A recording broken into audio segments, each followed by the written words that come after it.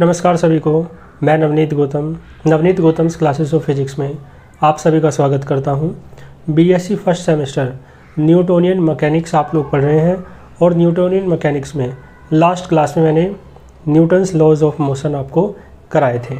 ठीक है, उसमें आपको कोई भी प्रॉब्लम नहीं आई होगी, बहुत अच्छे से समझ में आए होंगे, ऐसी अपेक्षा करते हुए आइए आगे चलते हैं। तो आज का जो आपका टॉपिक है वो होने वाला है एक बहुत ही इम्पोर्टेंट टॉपिक। जितना एग्ज़ाम के पॉइंट ऑफ व्यू से इम्पोर्टेंट नहीं है, वो फिजिक्स को समझने के पॉइंट ऑफ व्यू से वो बहुत ज़्यादा इम्पोर्टेंट है।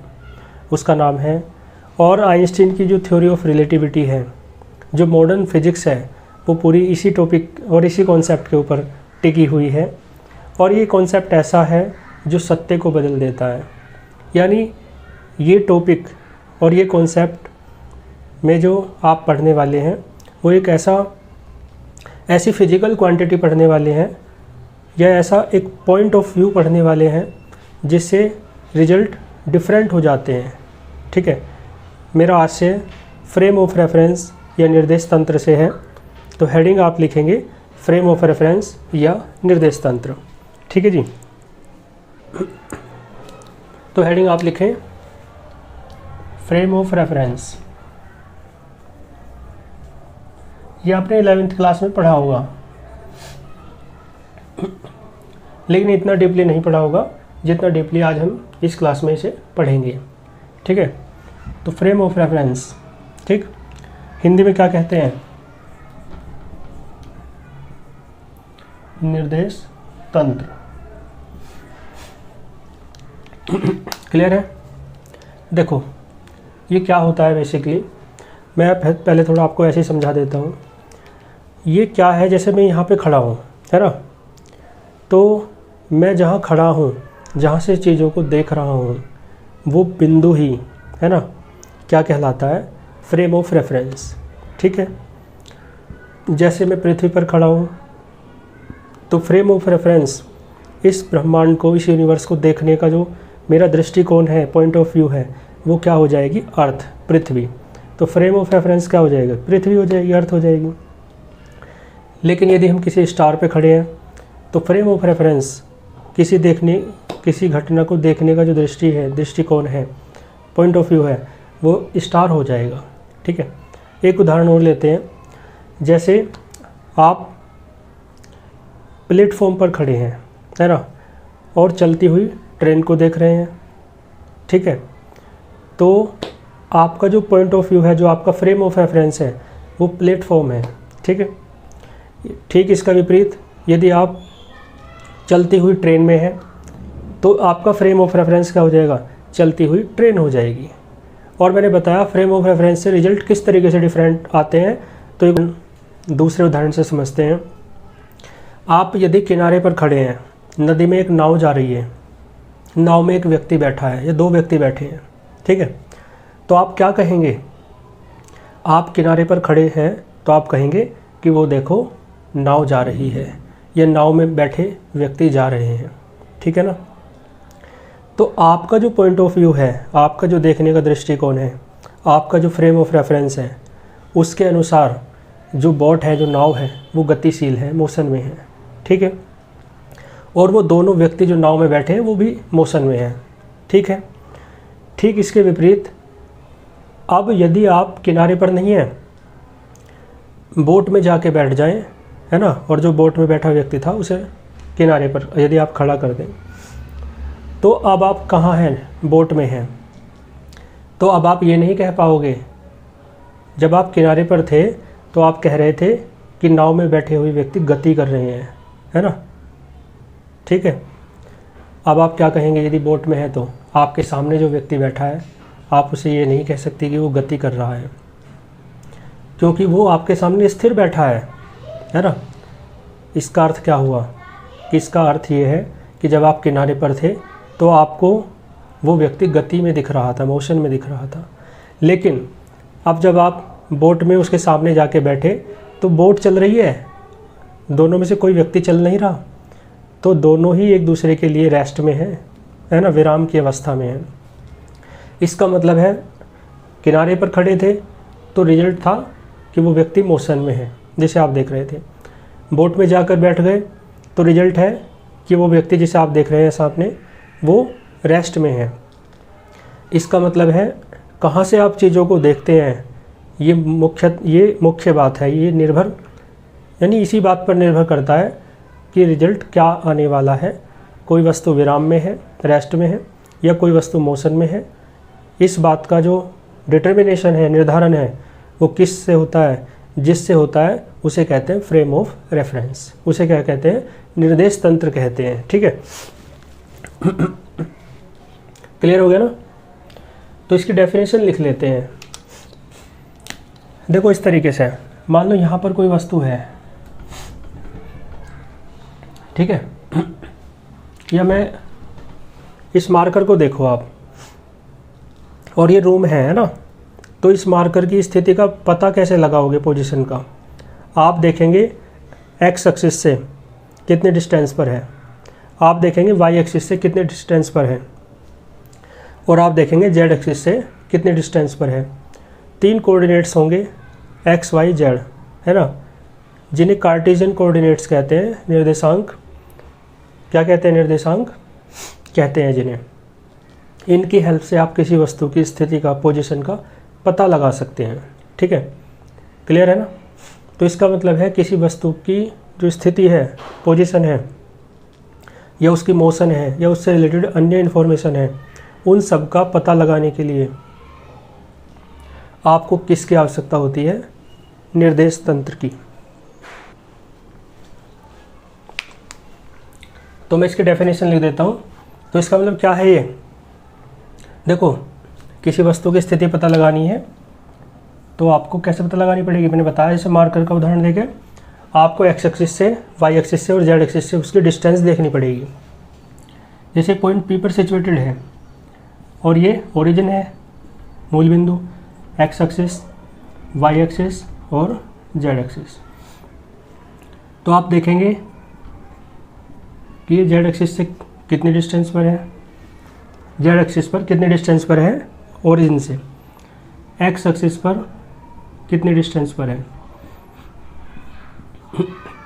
ठीक है, और वाई एक्सिस पर कितने डिस्टेंस पर है। ठीक है, तो हमने माना एक्स एक्सिस पर एक्स डिस्टेंस पर है, स्मॉल एक्स डिस्टेंस पर, वाई एक्सिस पर स्मॉल वाई डिस्टेंस पर है, और जेड एक्सिस पर स्मॉल जेड डिस्टेंस पर है। इसका मतलब जो इसके निर्देशांक हैं, इसके जो कोऑर्डिनेट्स हैं वो कितने हैं? X comma Y comma Z. तो इसका मतलब जो ये सिस्टम है 3 एक्सिस का, कोऑर्डिनेट एक्सिस बोलते हैं इन्हें, है ना, निर्देशांक अक्ष, इसका जो सेट है, समूह है ना, जिसकी सहायता से आप किसी वस्तु की स्थिति को ज्ञात कर सकते हैं। इस सेट के, है ना, इस कोऑर्डिनेट एक्सिस के सेट को ही आप क्या कहते हैं? Frame of reference. ठीक है, तो मैं लिख देता हूँ इसकी definition. The set of coordinate axis. ठीक है,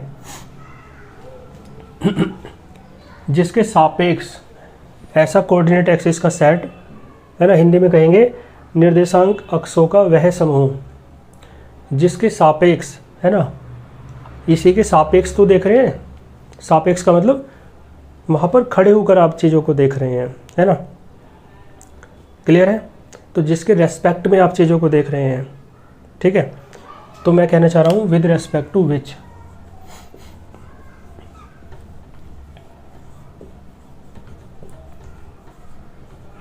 विद रेस्पेक्ट टू विच, जिसके सापेक्ष क्या कर रहे हैं? कोई ऑब्जर्वर, कोई दर्शक, है ना, घटनाओं को देखता है। ठीक है, तो एनी ऑब्जर्वर, ठीक है, मेजर्स, क्या क्या करता है? कोई दर्शक, कोई ऑब्जर्वर क्या करता है? चीज़ों को, फिजिकल क्वांटिटीज़ को मेजर करता है। ठीक है, एनी ऑब्जर्वर मेजर्स, कोई भी फिजिकल क्वांटिटी हो सकती है, कोई भी भौतिक राशि हो सकती है।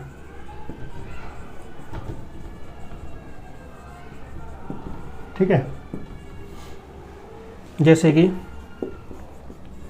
मैंने बताया किसी पार्टिकल की पोजीशन भी हो सकती है, स्थिति, जैसे उदाहरण बताया, या मोशन भी हो सकती है, गति, है ना, एंड टाइम, और समय भी हो सकता है, कुछ भी हो सकता है।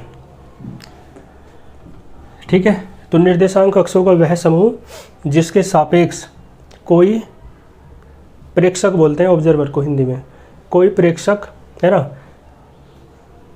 इसे क्या बोलेंगे, स्थिति, गति और समय जैसी किसी भौतिक राशि को मापता है, को मिला लिख देना, निर्देश तंत्र कहलाता है। ठीक है, इंग्लिश में कहें तो is known as frame of reference. Frame of, ठीक है, इसे ही आप कहते हैं फ्रेम ऑफ रेफरेंस। तो डेफिनेशन आप लिख लें ये। ठीक है, हिंदी और इंग्लिश दोनों में मैंने आपको बता दी। डेफिनेशन के बाद ये डायग्राम बना लेना और डायग्राम के नीचे ये लिख लेना, position vector of point P। ये जो पॉइंट P है ना, बिंदु P, उसका स्थिति सदिश क्या हो जाएगा, आपको पता होगा इतना तो। इस तरीके से लिखते हैं, ये तो 11th से सीखा होगा ना। ठीक,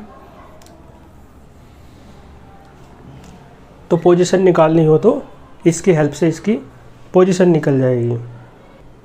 यहाँ लिखा है ना पोजीशन, मोशन निकालनी हो, मोशन का मतलब वेलोसिटी निकालनी हो, तो क्या करते हैं, वेक्टर v बराबर होता है ना, विस्थापन यानी डिस्प्लेसमेंट अपॉन टाइम इंटरवल। तो d upon dt, vector r की वैल्यू रख दो, X I cap plus Y J cap plus Z K cap. तो ये हो जाता है X D X upon D T, है ना, I cap plus D Y upon D T J cap plus D Z upon D T K cap. इसे आप V X कह सकते हो, V X I cap V Y J cap plus V Z K cap. देखो position निकल गई, position कह रहा बल्कि मोशन, वेलोसिटी, वेग, है ना, टाइम भी निकाल सकते हैं। तो इस तरीके से ये आपका क्या है, फ्रेम ऑफ रेफरेंस। ठीक है, तो ये डेफिनेशन में रफ कर देता हूँ। इसके बाद आप हेडिंग डालेंगे types of frame of reference.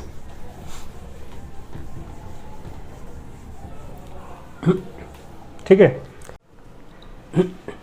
इसके बाद आप हेडिंग लिखेंगे types of frame of reference. Types के बारे में इसके बात कर लेते हैं।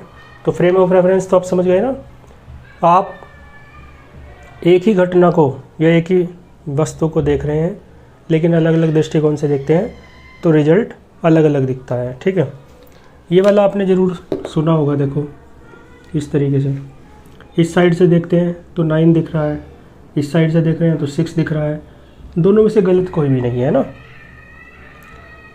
दोनों ही अपनी अपनी जगह सही है। इसका फ्रेम ऑफ रेफरेंस अलग है, इसका फ्रेम ऑफ रेफरेंस अलग है। ठीक है, तो एक ही मतलब देखो एक ही है जो भी है, ये इस ओर से देखेंगे फ्रेम ऑफ रेफरेंस अलग है तो रिजल्ट अलग है, सत्य अलग हो गया। इसके लिए फ्रेम ऑफ रेफरेंस डिफरेंट है, पॉइंट ऑफ व्यू अलग है तो इसके लिए सत्य है, इसके लिए रिजल्ट अलग है।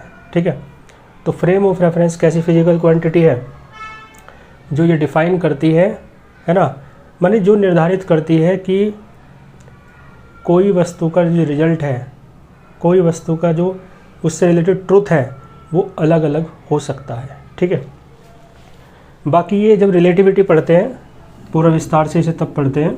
अभी मैंने एक ओवरव्यू इसका दे दिया है आपको। तो हेडिंग है types of frame of reference. पहली हेडिंग डालो इनर्शियल फ्रेम ऑफ रेफरेंस। ठीक है जी, हिंदी में कहते हैं जड़त्वीय।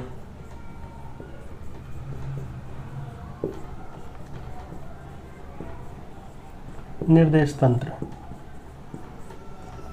जड़त्वीय निर्देश तंत्र है ना। देखो दो वर्ड लिखूंगा मैं यहाँ पे, एक तो है अनएक्सेलरेटेड, इसे हिंदी में कहते हैं अत्वरित। इसका अर्थ होता है अनएक्सेलरेटेड, अत्वरित, यानी जिसमें एक्सेलरेशन ना हो, त्वरण ना हो। तो त्वरण या एक्सेलरेशन कब नहीं होता है? जब या तो वस्तु रेस्ट में हो, विराम में, या फिर यूनिफॉर्म वेलोसिटी से मोशन कर रही हो, एक समान वेग से। क्योंकि त्वरण या एक्सेलरेशन क्या होता है? स्पीड का चेंज होना, बढ़ना या घटना। तो स्पीड बढ़ेगी या घटेगी, दोनों स्थितियों में उसमें एक्सेलरेशन प्रोड्यूस होगा। और अनएक्सेलरेटेड या अत्वरित का अर्थ है कि उसमें एक्सेलरेशन या त्वरण नहीं है। इसका सीधा सा अर्थ क्या हो जाता है कि यूनिफॉर्म स्पीड से मोशन करती हुई होनी चाहिए वस्तु, है ना, एक समान चाल से चलनी चाहिए, या फिर रेस्ट में हो। तो इसके दो अर्थ निकलते हैं कि वस्तु या तो रेस्ट में है या इन यूनिफॉर्म मोशन, या एक समान गति में है। ठीक है, क्लियर है? दो चीज़ें हैं इसकी, यूनिफॉर्म मोशन या फिर रेस्ट। ठीक है, तो एक वर्ड है आपका अनएक्सेलरेटेड और एक है नॉन रोटेटिंग। इसे हिंदी में बोलते हैं अघूर्णी। ठीक है, जो घूर्णन ना कर रही हो। ठीक है, तो इसकी डेफिनेशन हो जाएगी द फ्रेम ऑफ रेफरेंस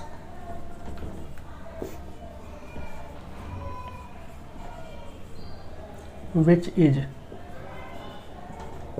ठीक है, the frame of reference which is unaccelerated, bracket में लिख देना ये, ठीक है, और नॉन रोटेटिंग, कोमा लगा लिख देना, इज नोन एज, ठीक है, इनर्शियल फ्रेम ऑफ रेफरेंस। ठीक है, इसका हिंदी अर्थ ये है कि वह निर्देश तंत्र जो अत्वरित तथा अघूर्णी होता है, क्या कहलाता है? जड़त्वीय निर्देश तंत्र कहलाता है। क्या मतलब है इस बात को समझो। इनर्शियल फ्रेम ऑफ रेफरेंस वो फ्रेम ऑफ रेफरेंस है जो अनएक्सेलरेटेड हो। अनएक्सेलरेटेड का मतलब है, ठीक है, कि वो किस में हो? वो फ्रेम ऑफ रेफरेंस रेस्ट में हो, या तो, है ना, अनएक्सेलरेटेड का मतलब बता रहा हूँ, या फिर एक समान चाल से यूनिफॉर्म मोशन में गति कर रहा हो, है ना, यूनिफॉर्म स्पीड से मोशन कर रहा हो। ठीक है, और नॉन रोटेटिंग का अर्थ क्या है? कि वो रोटेट ना कर रहा हो। ये होती है ना मोशन, अर्थ जो अपनी एक्सिस पे करती है, इसे बोलते हैं रोटेशनल मोशन। तो ये वाली मोशन ना हो, है ना, रोटेशनल ना मोशन ना हो, रोटेशन ना हो, घूर्णन ना हो। ठीक है, तो ऐसा फ्रेम ऑफ रेफरेंस कहलाता है आपका क्या? Inertial frame of reference. ठीक है, और इसका एग्जाम्पल यदि आप देखें,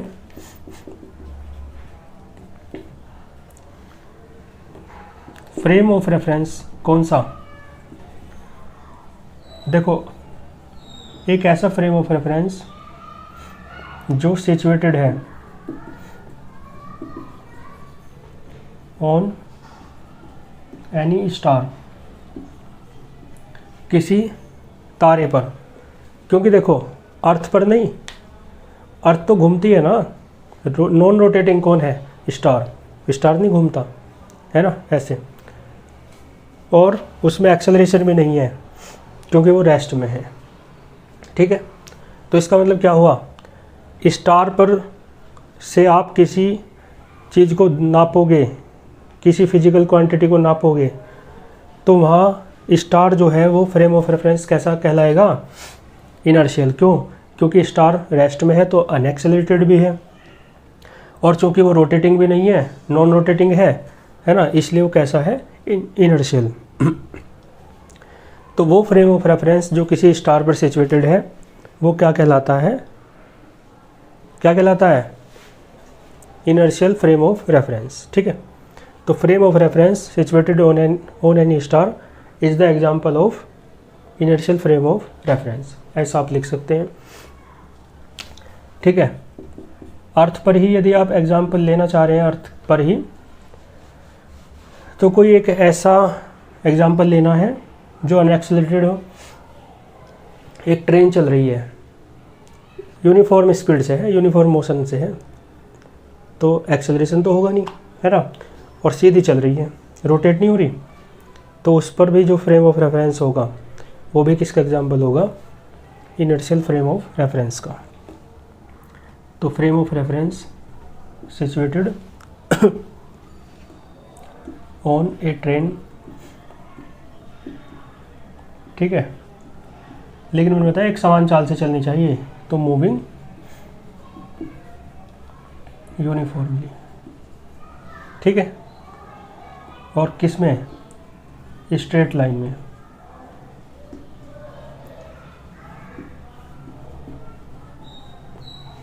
ठीक है, आगे लिख देना is the example of inertial frame of reference. ठीक है, स्ट्रेट लाइन में चल रही है तो नॉन रोटेटिंग है, यूनिफॉर्म मोशन कर रही है, एक समान गति कर रही है, तो उसके अंदर एक्सेलरेशन भी नहीं है। ये आपका इनर्शियल फ्रेम ऑफ रेफरेंस था, इसका स्क्रीनशॉट ले सकते हो। फिर इसके बाद चलते हैं non inertial frame of reference. Heading डालो आप नॉन इनर्शियल, दूसरी नंबर सेकंड है नॉन इनर्शियल। यहाँ जाएगा ए जड़त्व है। ठीक है जी, तो यहाँ क्या चेंज होगा?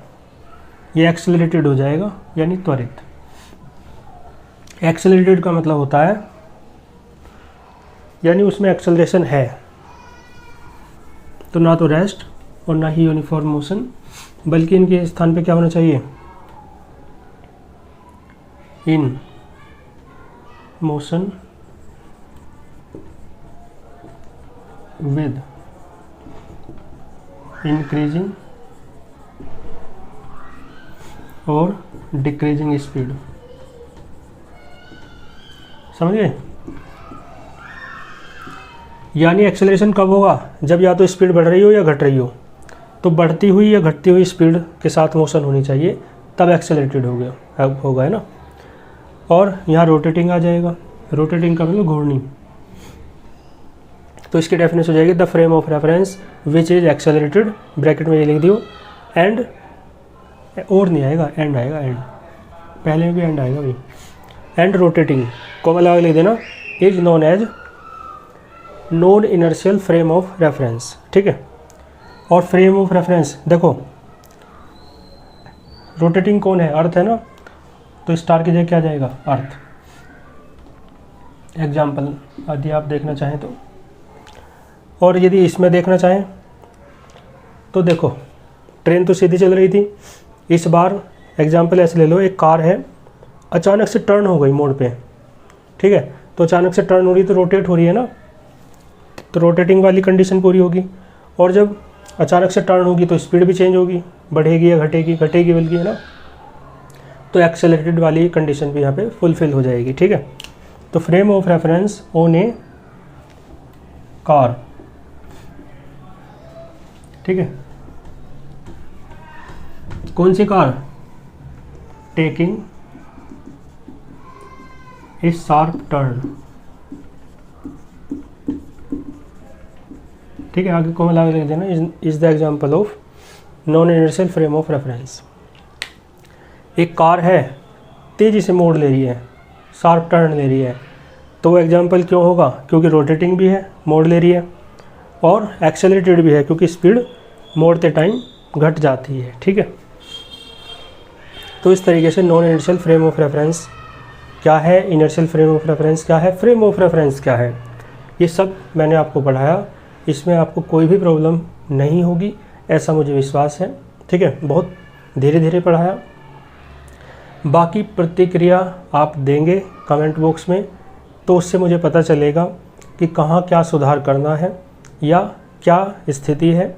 ठीक है, तो प्रतिक्रिया, यदि आप लेक्चर देख रहे हैं, चैनल से जुड़े हुए हैं, है ना, तो आप प्रतिक्रिया अवश्य दीजिए, उससे एक मोटिवेशन भी मिलता है लेक्चर्स की सीरीज़ को जारी रखने के लिए। और अधिक से अधिक शेयर भी कीजिए ताकि अन्य स्टूडेंट्स भी आपकी तरह चैनल से जुड़े और उनका भी लाभ हो और हमें भी एक प्रेरणा मिले कि इस सीरीज़ को जारी रखा जाए। ठीक है, मिलते हैं फिर नेक्स्ट लेक्चर में अगले टॉपिक के साथ। तब तक के लिए ऑल द वेरी बेस्ट।